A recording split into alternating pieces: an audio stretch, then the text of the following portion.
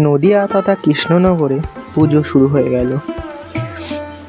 আপনারা দেখেই থাকবেন জগদ্ধাত্রী পুজো যেরকম হয় সেরকম সরস্বতী ঠাকুরও সেরকম সাইজের সরস্বতী ঠাকুর বিভিন্ন জায়গায় পুজো হচ্ছে, তারই কিছু ছবি আপনাদের কাছে তুলে ধরলাম।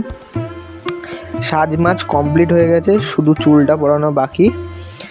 আর এই সাইডে প্যান্ডেলটাও দেখবেন, পুরো সিম্পলের উপরে প্যান্ডেলটা খুব সুন্দর করেছে, সিম্পলের উপরে।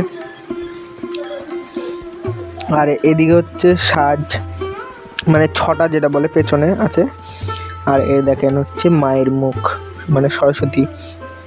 আজ বাদে কাল সরস্বতী পুজো। তো কারা কারা সরস্বতী পুজো করছো কমেন্টে জানিও। আর সাজটা হচ্ছে আমাদের এই পাড়ার একজন দিয়েছে, সাজটাও খুব